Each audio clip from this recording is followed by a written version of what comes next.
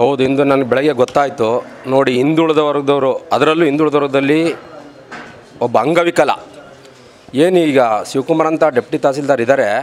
ಇವರು ಈ ಹಿಂದೆನೂ ಸುಧಾ ಒಬ್ಬ ಹಿಂದುಳಿದ ಮಹಿಳೆಗೆ ತೊಂದರೆ ಕೊಟ್ಟಂಥ ಕಾಲದಲ್ಲಿ ಆ ಮಹಿಳೆ ಆಗಿದ್ದರಿಂದ ಅವರು ಅಲ್ಲಿಂದ ವರ್ಗಾವಣೆ ತೊಗೊಂಡ್ರು. ಆದರೆ ಪರಮೇಶಲ್ಲಿ ಆ ಥರ ಆಗಲ್ಲ. ಇವನು ಔಟ್ಸೋರ್ಸಲ್ಲಿ ಕೆಲಸ ಮಾಡ್ತಾಯಿದ್ದು ಭಾಳ ವರ್ಷಗಳು. ಇವ್ರು ಬರೋಕ್ಕೂ ಮೊದಲಿಂದ ಭಾಳ ವರ್ಷಗಳಿಂದ ಕೆಲಸ ಮಾಡ್ತಿದ್ದಾರೆ.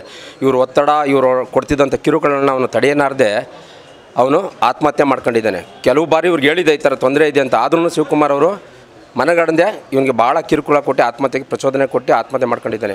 ಈ ಹಿಂದೆ ಸರ್ಕಾರ ನಡೀತಿದ್ದಂಥ ಕಾಲದಲ್ಲಿ ಕೊಲೆ ಆದಂಥವ್ರಿಗೂ ಸುಧಾ 25 ಲಕ್ಷ ಪರಿಹಾರ ಕೊಟ್ಟಿದ್ದಾರೆ ಸರ್ಕಾರದಲ್ಲಿ. ಈ ಸರ್ಕಾರ ಹಿಂದುಳಿದ ವರ್ಗದ ಈ ಹುಡುಗ ಮತ್ತು ಜೊತೆಗೆ ಅಂಗವಿಕಲ, ಇದರಿಂದ ಸರ್ಕಾರ ಇವರಿಗೆ ನೋಡಿ ಇವ್ರ ಕುಟುಂಬ ನಡೀತಾ ಇದ್ದದ್ದೇ ಇವನಿಂದನೇ. ಈಗ ಇವ್ರ ಕುಟುಂಬ ಬೀದಿ ಪಾಲಾಗ್ತದೆ. ಅದರಿಂದ ಈ ಸರ್ಕಾರ ಪರಿಹಾರ ನಿಧಿಯಾಗಿ ಭಾಳ ಈಗಲೇ ಇಮಿಡಿಯೇಟ್ ಕೊಡಬೇಕು ಅಂತ ಅವರಲ್ಲಿ ನಾನು ಮನವಿ ಮಾಡ್ತೀನಿ ಸರ್ಕಾರಕ್ಕೆ. ನೋಡಿರಿ, ಅಂಗವಿಕಲ ಅಂತ ಗೊತ್ತಿದ್ದು ಒಬ್ಬ ಡೆಪ್ಟಿ ತಹಸೀಲ್ದಾರಾಗಿ ಮಾಡವನೇ ಅಂದರೆ ಇವನು ಮನುಷ್ಯ ಅಲ್ಲ, ಮಾನವ ಅಲ್ಲ, ಇವನೊಬ್ಬ ಮೃಗ. ಯಾವ ಮನುಷ್ಯನೂ ಸುಧಾ ಒಬ್ಬ ಅಂಗವಿಕಲನಿಗೆ ಅವ್ರ ಮನೆಯಲ್ಲಿದ್ದರೆ ಗೊತ್ತಾಗುತ್ತೆ. ಒಬ್ಬ ಅಂಗವಿಕಲನಿಗೆ ತೊಂದರೆ 2 ಕಾಲಿಲ್ಲ ಅಪ್ಪನಿಗೆ. ಬೆಳಗ್ಗೆ ಬಂದು ಸಂಜೆ ಗಂಟೆ ಕೆಲಸ ಮಾಡ್ತಾರೆ. ಈಗ ಕೆಲಸನೂ ಕೊಡದೇ ಸುಮಾರು 1 ವಾರದಿಂದ ಈಚೆ ಕುಣಿಸಿದ್ದಾರೆ ಅವನಿಗೆ. ಆದ್ದರಿಂದ ಅವ್ನ ಮನೆಯೊಂದು ಈಗ ಇವನೇನು ಸ್ಯಾಲ್ರಿ ತಂದರೆ ಅವ್ರ ಕುಟುಂಬ ನಡೆಯೋದು. ಇವನು ಕೆಲಸ ಕೊಡದೇ ಎಲ್ಲಿಂದ ನಡೀತದೆ? ಬೀದಿ ಪಾಲಾಯ್ತು. ಈಗ ಇವನು ಒಬ್ಬನಿಂದ ಇವ್ರ ಮನೆಯಲ್ಲಿ ಸುಮಾರು 4 ಜನ ಅಣ್ಣ ತಂದಿದ್ದಾರೆ. ಇವ್ರ ಮನೆಯವರೆಲ್ಲ ಬೀದಿ ಪಾಲಾದರು.